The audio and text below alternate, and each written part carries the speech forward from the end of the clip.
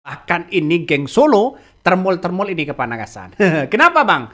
Ternyata Pak Purbaya begitu kan, ogah yang membayar hutang-hutang kereta cepat yang dibebankan kepada APBN. Dia menolak keras begitu kan. Ya, Pak Purbaya ini menolak utang kereta cepat ditanggung APBN. Woi.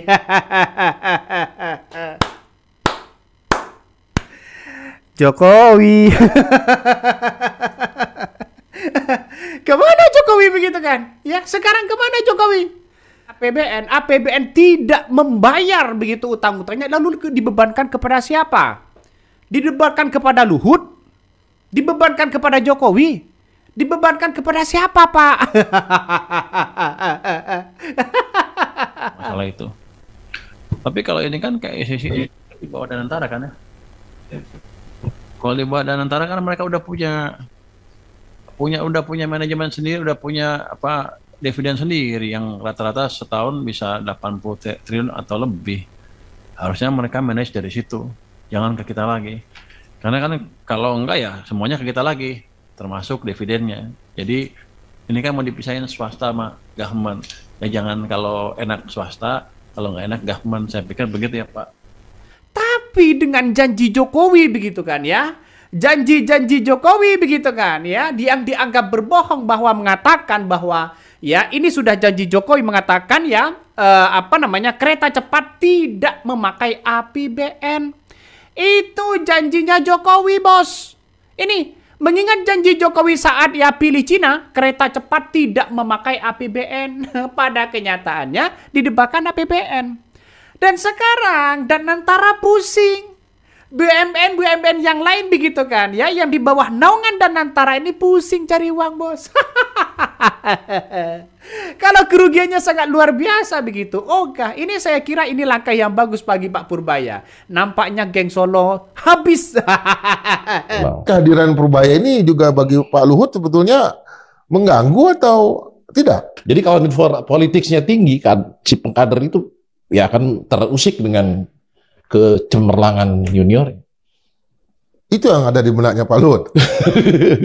Kehadiran Purbaya mengganggu? Mengusik sementara, mengganggu sih belum. Kenapa? Karena apa? Toba juga pembayar pajak? Ya karena imperium. Imperium? Semacam kerajaan. Kan bisnis itu sebetulnya kerajaan yang di masa kini kan. Kelakuan pelaku ekonomi itu sama dengan perang. Di balik kekuatannya Purbaya, tentu juga ada kelemahannya. Yang lain lagi menyelidiki kelemahan-kelemahannya. Pasti bro. Kalau perang kan begitu. Dapat ikannya, tapi airnya tetap jernih. Itu yang harus dilakukan Purbaya. Aman dia. Bayangkan, ini mana janji Jokowi? Mana janji Jokowi begitu kan? Mana Jokowi? Hei, mana Jokowi? Ngeri ini. Ngeri sekarang ini. Tanda-tanda apakah ini mangkrak? Tanda-tanda siapa yang mau bayar? Apakah Jokowi? Apakah Pak Luhut? Apakah siapa begitu? jadi keras sekali ini begitu kan ya.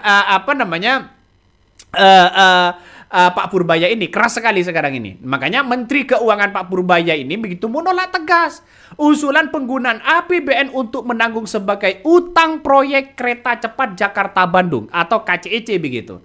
Purbaya ini menegaskan bahwa PT KAI sebagai salah satu pemegang saham KCEC harus membiayai hutang tersebut secara mandiri.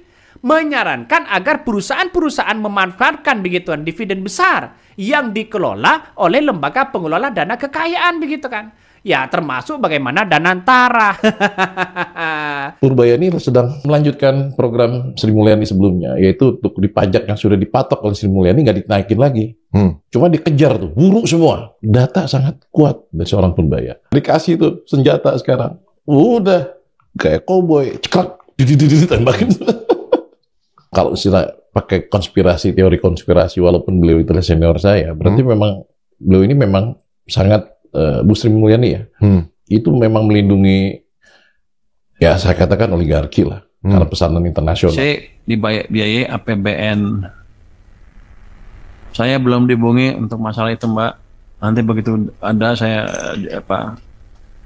di jumpa pers yang mingguan deh saya kasih tahu update-nya seperti apa. Yang jelas sekarang saya belum dihubungin tentang masalah itu.